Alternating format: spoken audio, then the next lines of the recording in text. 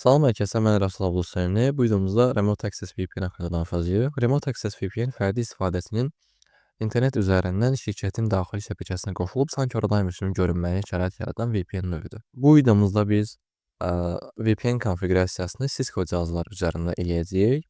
Lakin real həyatda Cisco cihazlarında VPN kimi əlavə özellikləri istifadə etmək üçün biz Security Card 9 adlanan lisenziyanı almalıyıq. Hal-hazırda biz simulatorda olduğumuz üçün lisenziyanı almağa ehtiyac yoxdur. Sadəcə Global Configuration moduna daxil olub, License Boot Module C2009 Technology Package Security K9 paketini yazıb, Yes yazırıq və routerumuzu söndürüb yandıraraq lisenziyamızı aktivləşdirə bilərik. Vaxtı biraz irəli saraq, gördüyünüz kimi routerumuz açıldı.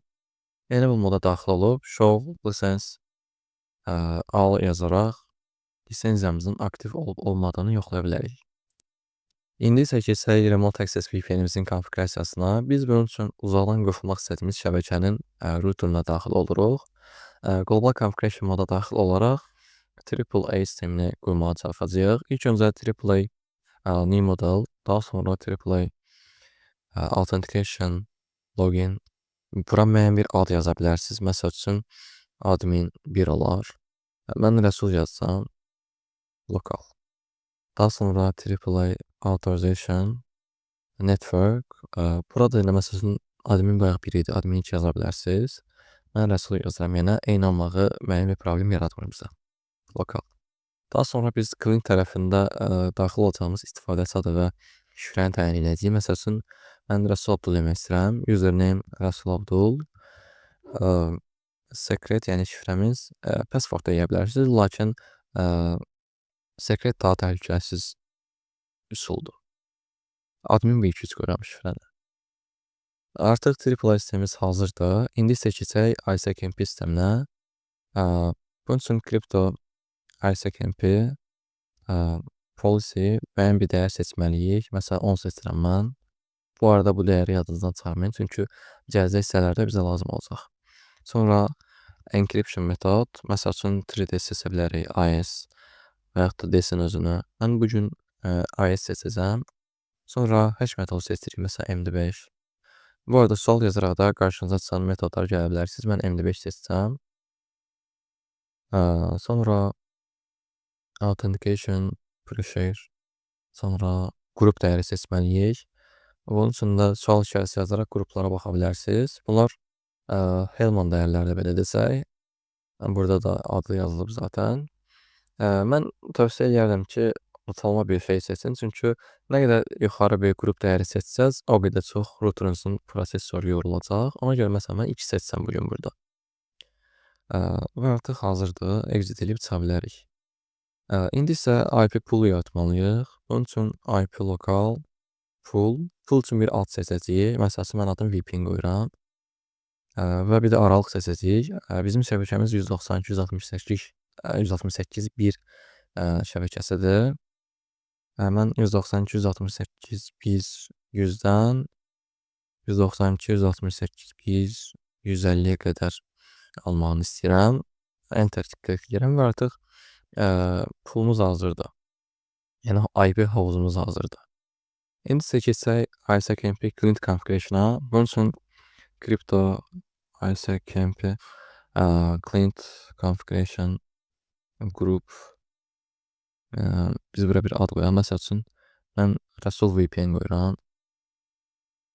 Daha sonra K ilə şifrə təyin edəcəyik. Məsəl üçün mən VPN 1-2-3 qoyacağam. Daha sonra pool yazıb, yaratdığımız poolun adını qoyuruq. Mən VPN eləmişdim, adını yuxarıda gördüyünüz kimi VPN yazıram və exit. Bu hissəmiz də bitdi. İndi isə IPsec hissəsinə keçirik. Crypto IPsec Transform Set.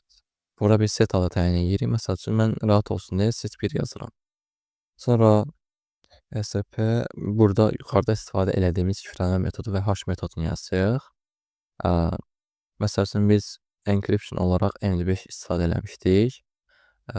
Ona görə daha doğrusu encryption olaraq IS istifadə eləmişdik. Sonra encryption olaraq, daha doğrusu hash olaraq MD5 istifadə eləmişdik. Bura MD5 yazacağıq. Sonra hashmek yazaraq enter klikləyirik.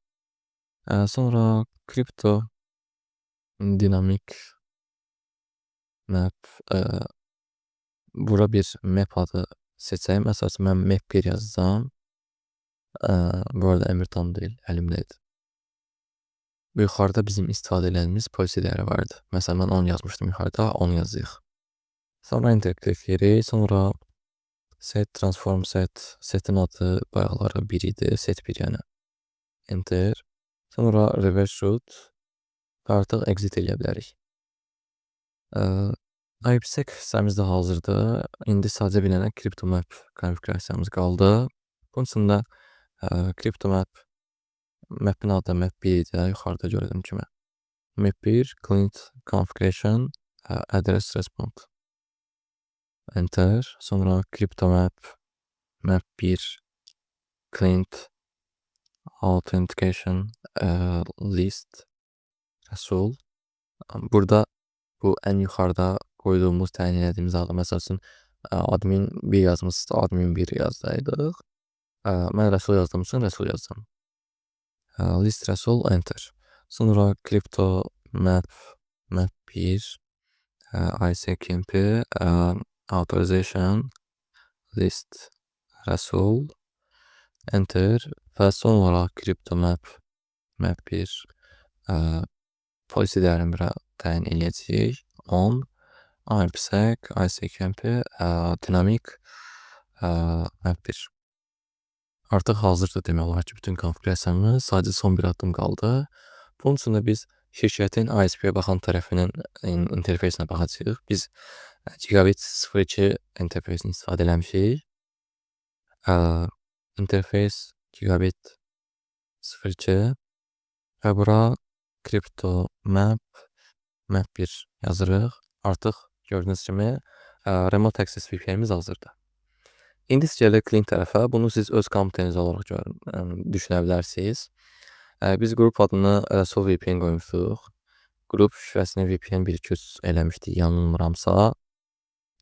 Yadda saxlamaq üçün istəyirsinizsə qaydaq baxaq. Bəli, şifrəni VPN 123 qoymuşduq. Host IP-yə isə burada şirkətin routerının belə desək, ISP-yə baxan tərəfini yazırıq. 203.0.0 yazırıq. 203.0.0.2 username hissəsinə Resul Abdul, password hissəsinə də admin 123 təyin eləmişdik biz. Və connect edirik. Əgər bir problem çıxmırsa, qofulacaq. Gördüyünüz kimi VPN-imiz qofuldu. Hal-hazırda biz bu şəbəkədə 192.168.1.100 IP-si ilə bu şəbəkədə varıq. Və belə dostlar, Remote Access VPN konfigurasiyamız da belə idi. Əgər video xoşunuza gəlsə kanala abunə olmağı, fikirlərinizi şərhlərdə bölüşməyi unutmayın. Sağ olun, salamat qalın.